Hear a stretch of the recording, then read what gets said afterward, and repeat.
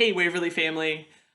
I was going to write you a email pep talk, but I figured why not jump outside of my comfort zone and record a video, much like many of you are going to be asked to do in the coming weeks as we move forward into this online learning adventure.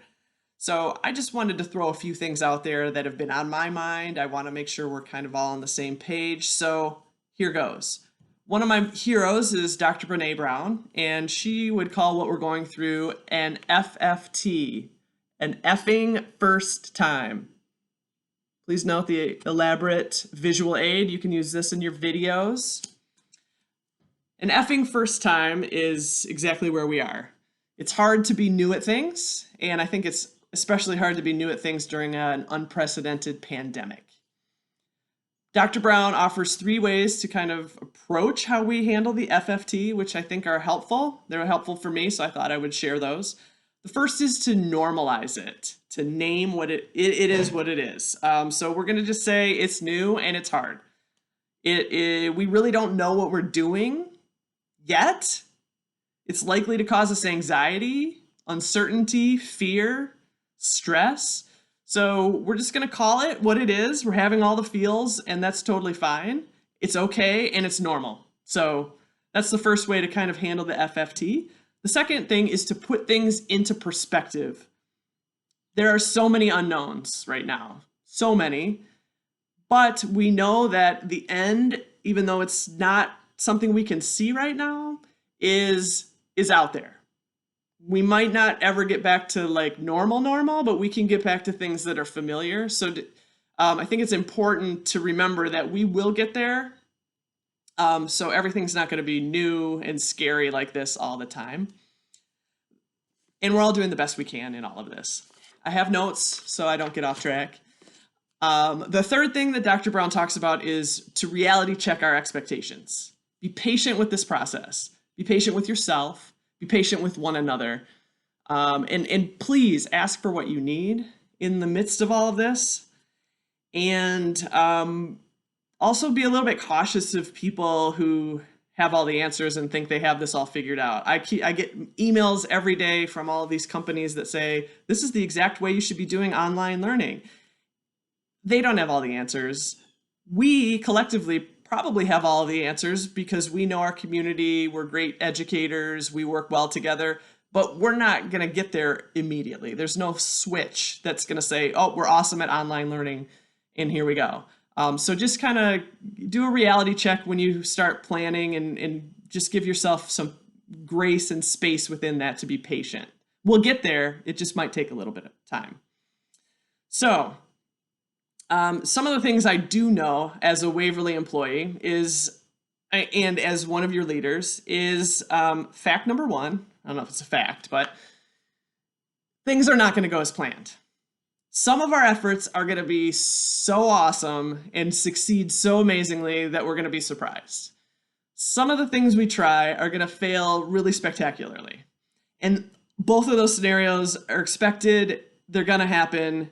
We're going to learn and we're going to become better at what we're doing, at this whole online learning adventure. Another thing I know for sure is that we're going to do this together. We're going to share ideas. We're going to distribute the workload.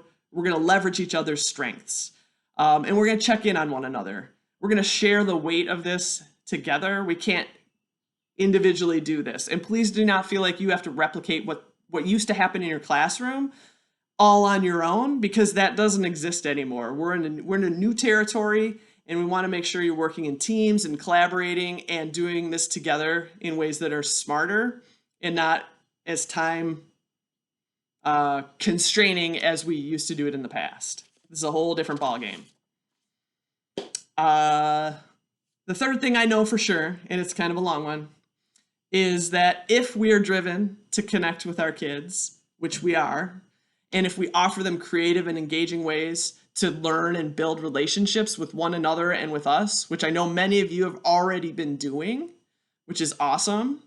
And if we give ourselves grace, another visual aid here, and by grace, I mean not just goodwill to one another, but also kind of a little bit of time and space in which we get to where we need to go, and everybody's going to need a little different amount of grace within all of this.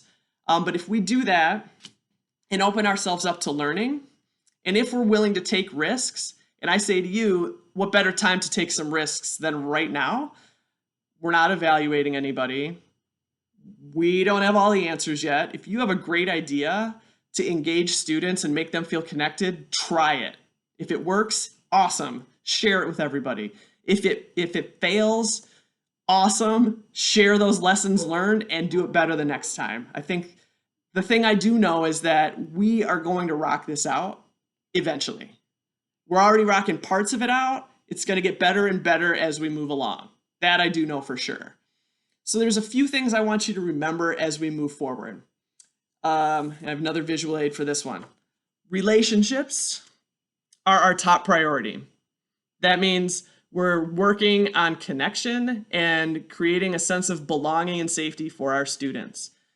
We want to make sure our kids are healthy, academically healthy, but mentally healthy, physically healthy.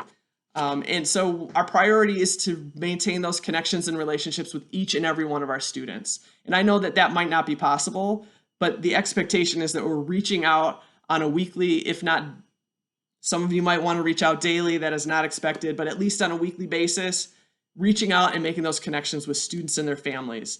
And just in that, recognizing that this is all new for students too, so it's going to be weird. It's going to be new for parents and guardians and family members and caregivers and siblings. So don't be afraid to spend some time at the beginning of this in trying to acclimate everybody to this new normal. Another visual aid for you. Less is more. I can't say this enough. As you work together as teams, determine what matters the most. What matters for a student between now and when we get back to normal in the fall, hopefully? What are some things that you really think would be the most important things for them to carry with them over the summer and into those next learning year? You don't have to cover everything. The expectation is that you're not working all day, every day as a teacher. We know you have things going on outside. In fact, I don't know if you can hear the barking dog, but my dog wants to come in right now and she's going to have to wait. I know many of you have kids at home or parents to take care of. And quite frankly, I'm only here with my dogs, but I have to spend a certain amount of time taking care of myself. So we know that you don't have all day, every day to be a teacher, and that's totally fine. That's why we want you to work together in teams and try to share the workload. So when one person has stuff going on, another person can pick up the slack. Lucy says hi. So another thing, just to remind you to extend that grace, not just to yourself, but to your colleagues, our students, and our families. Everybody's experiencing this in different ways. We're all doing the best we can, and we will come out on the other side of this with more knowledge and a different perspective, and we're going to be better for it. I do know that. So here's what I need you to do. I need you to go out there and do a perfectly imperfect job of this. I trust you. Our leadership teams trust you. Your students trust you. Our families trust you. The Waverly community trusts you to do this, and you're going to do it well. It's not going to be perfect. It doesn't have to be perfect. It's just got to be what we always do, just in a different format. We're going to love our kids, and we're going to help them get through this time, and we're going to help each other get through this time. So I know that you got this. We got this. Another visual aid. I know it's not grammatically correct, but you know what I'm saying. So good luck as we start this adventure. Please let me know if there's anything you need. Take care of one another. Take care of yourselves. And we got this.